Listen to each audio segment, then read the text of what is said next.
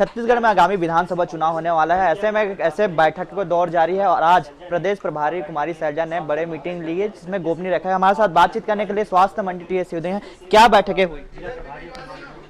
बैठक चुनाव के संदर्भ में थी और चुनाव की तैयारियों के संदर्भ में बैठक थी। चुनाव आ रहा है, पिछले बार आई थी सैलजा जी, तो रविंद्र चौबे जी के यहाँ हम लोग उनके स्वास्थ्य के संदर्भ में पूछने के लिए गए थे, उनसे मिलने के लिए गए थे।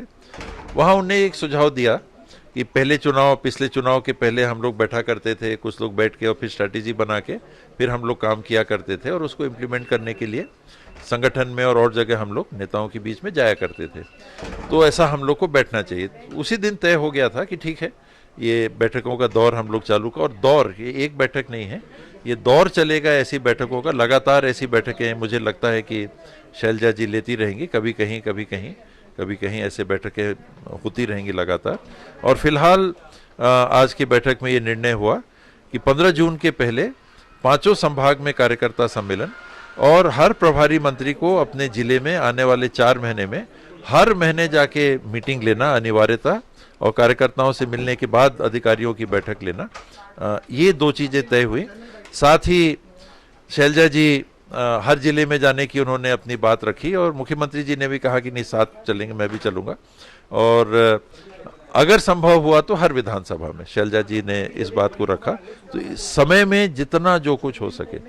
बैठक में चर्चाएं हो रही थी कि संगठन में कुछ बड़े बदलाव हो सकते हैं, ऐसा करके कुछ क्या है इसमें? तो एक अक्षर भी चर्चा नहीं हुई। केवल जो चर्चा थी चुनाव के संदर्भ में कि अब चुनाव बहुत कम दिन बचे हैं, 4 महीने शेष।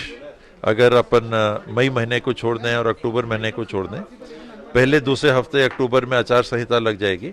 इस दरमियान हम क्या क्या काम कर सकते हैं और इस दरमियान हम कार्यकर्ताओं के मनोबल को और आगे कैसे ले जा सकते हैं, जो हमने काम किए वो लोगों तक पहुंचे हैं कि नहीं, उस बात को हम सुनिश्चित करें और कार्यकर्ताओं की जिम्मेदारियों को सुनिश्चित करें। इस बैठक में टिकटों को लेकर कुछ चर्चाएं हुई हैं क्या? किस टिकट को लेकर किसी को दे? अभी टिकट तो बहुत दूर। ईडी को लेकर लगातार कार्रवाई की जा रही बड़े बड़े कारोबारियों के यहाँ, क्या कहेंगे? छत्तीसगढ़ के संदर्भ में अगर आप कहें तो ये टारगेटेड लगता है कि कांग्रेस की सरकार है इसलिए इतनी कार्रवाइयां हो रही हैं। अगर कहीं गलतियां हो और आप कार्रवाई कर रहे हो तो कोई कुछ कहेगा ही नहीं, लेकिन अन्य राज्यों में सब ठीक चल रहा है। कर्नाटक में ही 40% सरकारा की बात आई, वहां खुलेआम कमीशन की बात आई, तो ईडी ने क्या कार्रवाई की? वहां एक विधायक के हाथ से 6 करोड़ रुपए मिले, ईडी ने क्या कार्रवाई की? तो जब वहां कार्रवाई नहीं होती तो फिर दूसरे राज्यों में जहां गैर भाजपा सरकारें हैं वहां कार्रवाइयां क्यों हो रही हैं? बंगाल में क्यों हो रही हैं? पश्चिम बंगाल में क्यों हो रही हैं? झारखंड में क्यों हो रही हैं?